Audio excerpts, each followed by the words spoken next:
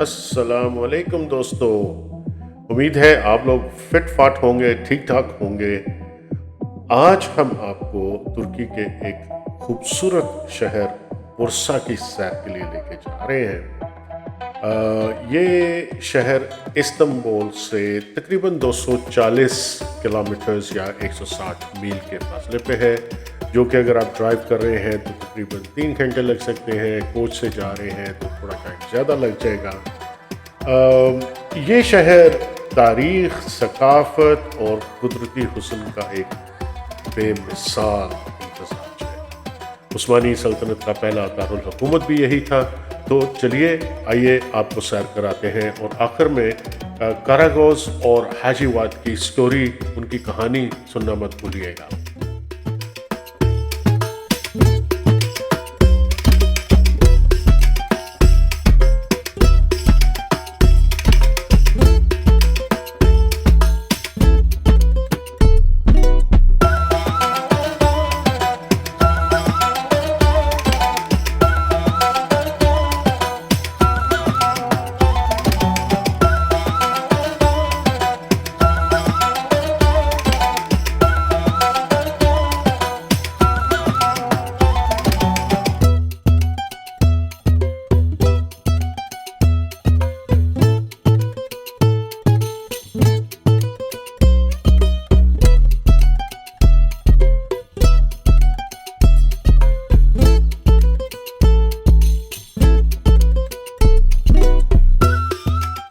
जी दोस्तों, तो मारमारा सी के ऊपर से होते हुए हम लोग बहुत खूबसूरत सीनिक ड्राइव लेते हुए सरसब्ज इलाका है।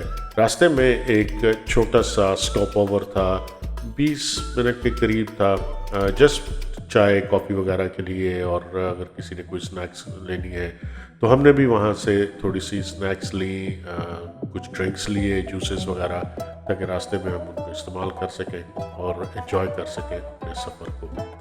तो वहाँ से जब निकले तो फाइनल जो लेग है, मारमारा सी का जो व्यू आता है, उसके पुल के ऊपर से गुजरते हुए हम लोग एक छोटे से रिक्रिएशनल एरिया, जो कि क्वाड बाइक्स के लिए मशहूर है, वहाँ पे वॉकिंग ट्रेल्स हैं, क्वाड बाइक की, डर्ट बाइक की ट्रेल्स हैं। तो अगर कोच में एक्चुअली किसी ने जाना मुनासिब नहीं समझा, क्योंकि एक तो दोपहर का टाइम था, गर्मी बहुत ज़्यादा लग रही थी, अदरवाइज आप ले सकते थे एक आधे घंटे का टूर वहाँ पे क्वाड बाइक का। ये उसके फ़ौरन बाद एक टाउन आया था, इसका नाम मुझे याद नहीं आ रहा, मैं लिख दूँगा इसके ऊपर स्क्रीन पे। इसको तुर्की में olive capital of the country कहते हैं।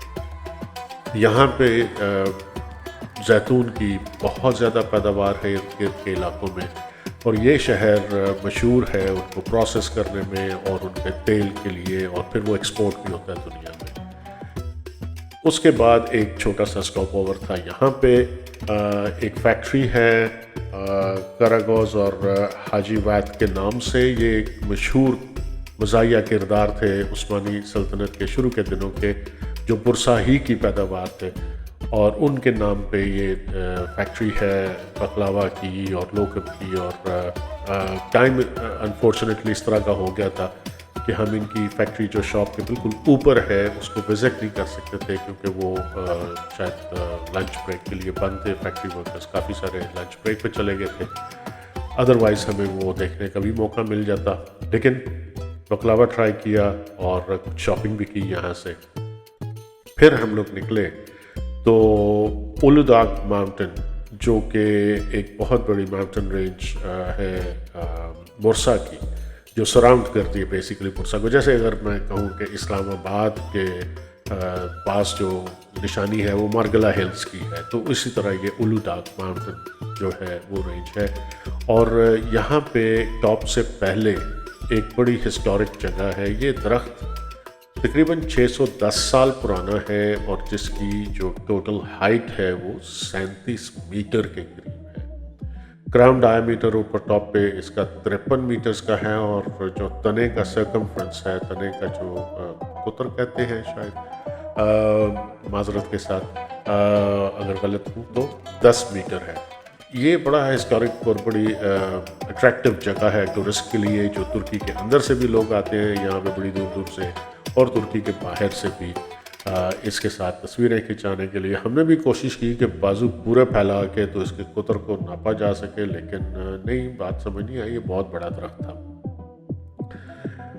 तो उसके बाद हम लोग कोच में वापस बैठे, थोड़ी देर ड्राइव के बाद फिर ऊपर टॉप पे, उलूदाग टॉप पे, माउंटेन पे, वहाँ पे केबल कार के स्टेशन पे पहुँचे, और वहाँ से फिर हम लोग केबल कार के जरिए नीचे आए। ड्राइवर हमारा कोच का जो था वो ड्राइव करके कोच को नीचे पॉइंट पे ले गया था। जी, अब हम पहुँच गए हैं उलूदाग माउंटेन के टॉप पे, जो कि केबल कार का स्टेशन भी है और बेस भी। यहाँ से फिर हम लोग केबल कार के ज़रिए नीचे आए थे। यहाँ ये बताना ज़रूरी है कि ये टूर हमने सुलेमान से ही लिया था, जो इस्तांबुल में है। आप पिछली वीडियो में देखें उसका introduction.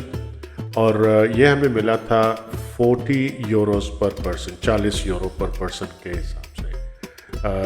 Worth spending that money, बहुत अच्छा था और खूब एंजॉय किया हमने।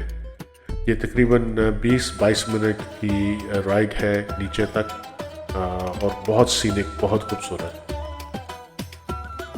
अब आपको स्टोरी सुनाते हैं कारागोज और हाजी वैद की, जैसे मैंने पहले जिक्र किया था। ये दो किरदार थे उस्मानी सल्तनत के शुरू के दिनों के, पुरसा ही के रिहायशी थे।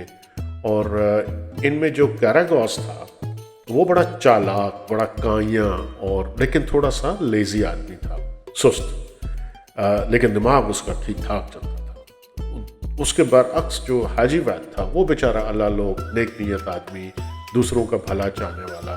तो ये जब मैं इनकी स्टोरी पढ़ रहा था तो मुझे सच्ची बात है, पाकिस्तान टेलीविज़न का जो एक बड़ा मशहूर प्रोग्राम हुआ करता था अलिफ नून, वो याद आया कि वो दोनों किरदार भी बिल्कुल ऐसे ही थे।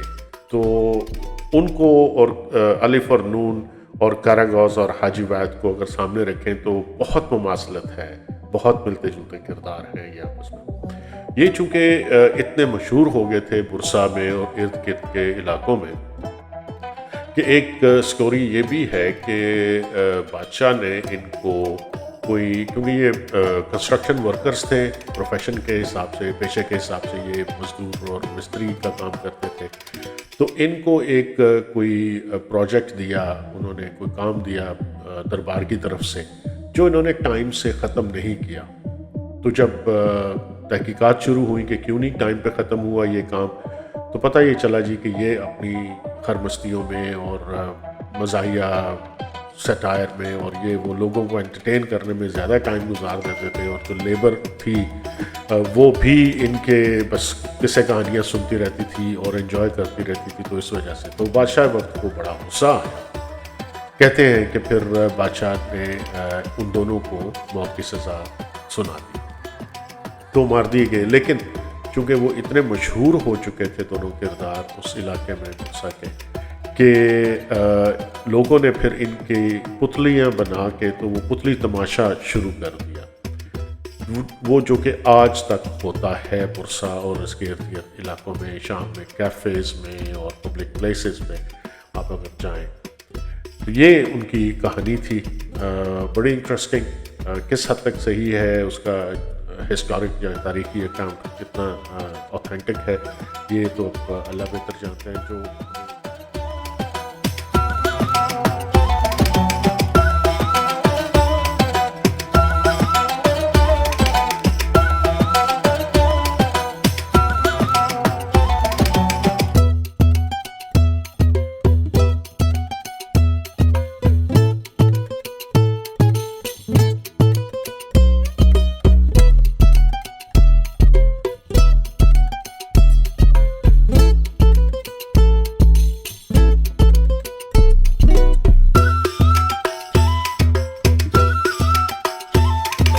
Saif is going to show us this Sultan stone.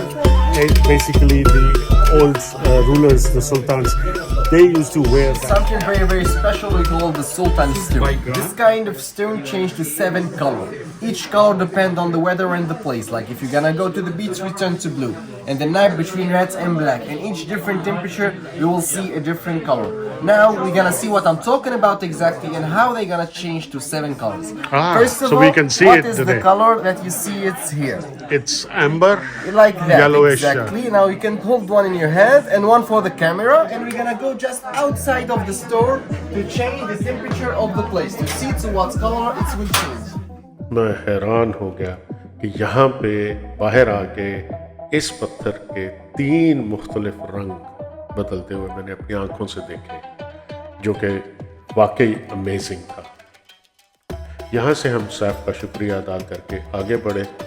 ये बताना ज़रूरी है कि ये सारा सेटअप जो है ये सुल्तान जो उस्मानी सुल्तान थे शुरू के, उनके ज़ेर इस्तेमाल रहने वाले हमाम के अंदर बनाया गया है। जो उस वक़्त में हमाम हुआ करता था, अब ये एक गिफ्ट शॉप है और सुवेनियर शॉप है। तो हमारी एक बड़ी प्लेजेंट सी गाइड थी सना, वो हमें कुछ बता रही है। तो ये सुनते हैं। So in here we call it hammam actually for Turkish bath. And if you check the ceiling and everything, it's still the same. Also, this is the exact stone that you're getting washed. If you don't imagine all these things, this is where you get washed. You just sit over here and just imagine you're getting water from here, the cup, and the shampooing. Guys, welcome to the hammam diaries. This is where we're gonna show you. So let's just say that you came to the Turkish bath, the hammam. So you just get steam a little so that your dead skin can get ready for exfoliating, and after that you do wash. Like that, scrub. And after that, Until you more scrub everywhere. And after that, So you're you start getting not gonna peel his skin off. For him, I will do that. That's why I asked the For question. others, it's fine. Just getting rid of the dead skin of yours, so that it can be like you're like becoming really soft. And after that, you can just wash normally. Just shampoo.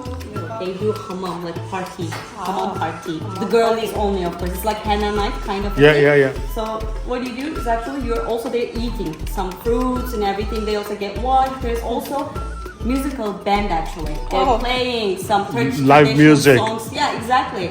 I can show you one later. But it's like an old tradition, I would say. Not all the people doing it, but we still have a lot of people Younger there doing it. generation. Yeah, it's basically like a little party, and so you can get washed, and at the same time, enjoy your day, enjoy your time. यहाँ हमें मौका मिला एक 15वीं और 16वीं सदी के दरमियान का वक्त का उस्मानी घर देखने का, जो सल्तनत उस्मानिया के दौर में एक पुराना इनका घर था, जिसको आज उन्होंने काफ़ी हद तक बाहर से अंदर से मॉडर्नाइज किया है, लेकिन उसका जो बुनियादी स्ट्रक्चर है वो अभी भी वही पुराने घर का है। और उसके कुछ असरात आपको भी दिखाते हैं कैमरे में। इस वक्त ये घर को इन्होंने आर्ट गैलरी और म्यूज़ियम में कन्वर्ट कर दिया है, लेकिन अच्छी बात यह है कि अगर आपको कोई ऐसी चीज़ पसंद आती है तो आप वहाँ से ख़रीद भी सकते हैं। हमारी जो होस्ट थी म्यूज़ियम की और आर्ट गैलरी की, वो बड़ी हेल्पफुल थी, और ज़्यादातर चीज़ें हम मस्ट से कि तकरीबन 90% जो चीज़ें यहाँ रखी गई हैं डिस्प्ले पे, वो हाथ से बनी हुई है और बहुत खूबसूरत काम है। ऊपर का फ्लोर भी इन्होंने इसी आर्टिफैक्ट्स के लिए वक्फ किया हुआ है, और आप ऊपर जाके भी देख सकते हैं। तो आपको कम से कम 1 घंटा चाहिए इस छोटे से लेकिन बड़े भरपूर किस्म के म्यूज़ियम और आर्ट गैलरी को विज़िट करने के लिए। तो यहाँ पे हमें एक डिस्प्ले शेल्फ के पीछे पुरानी ईंटें या पत्थर और मिट्टी जिससे जोड़ा गया था सिलसिला, और लकड़ी के जो सपोर्ट कॉलम्स थे वो नज़र आए, तो जिससे साबित होता है कि वाकई ये पुराने दौर का या 15वीं सदी का ही है घर। बहुत इंटरेस्टिंग था, बहुत मज़ा आया।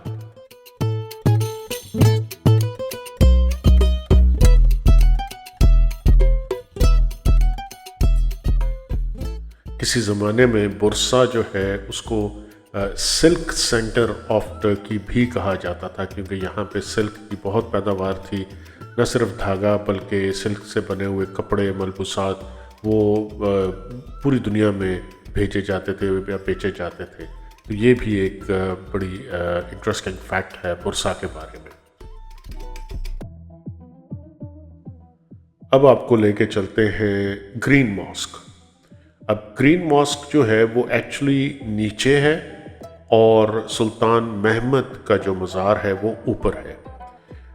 ये दुनिया में शायद वाहिद ऐसी जगह है कि जिसमें मस्जिद नीचे और मज़ार या कब्र का ख़त ऊपर है।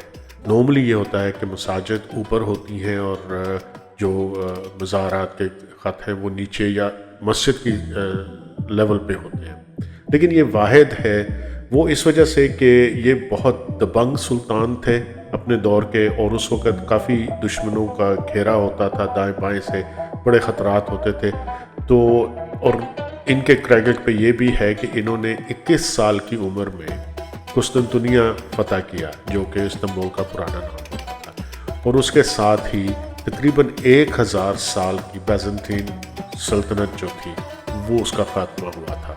तो इस वजह से इनके इर्द गिर्द बहुत सारे ख़तरात थे। तो इन्होंने अपनी वसीयत में कहा था कि मेरा जो मज़ार है वो मस्जिद के ऊपर बनाया जाए, ताकि दूर से लोगों को, दुश्मनों को नज़र आ जाए कि मेरे जो मज़ार का टूम है वो इतना जाहो जलाल वाला होना चाहिए कि वो खौफ खा जाए और कभी बुरसा की तरफ रुख करने का सोचें भी नहीं। तो ये बड़े इंटरेस्टिंग फैक्ट था सुल्तान महमद के बारे में, और अमेजिंग थिंग कि 21 साल की उम्र में कुस्तुनतुनिया फतह किया। वाह।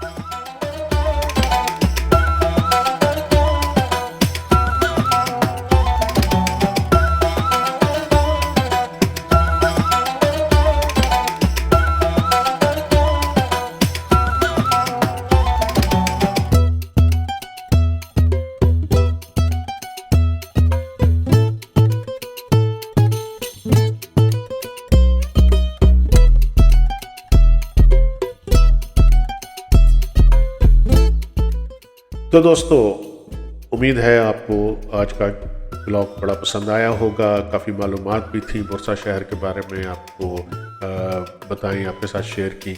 और आखिर में वही रिक्वेस्ट कि अगर आपको ये ब्लॉग पसंद आया है तो इसको लाइक करें, शेयर करें और सब्सक्राइब तो ज़रूर करें। अपना ख्याल रखिए, फिर मिलते हैं नेक्स्ट ब्लॉग में। टेक केयर, अल्लाह हाफ़िज़।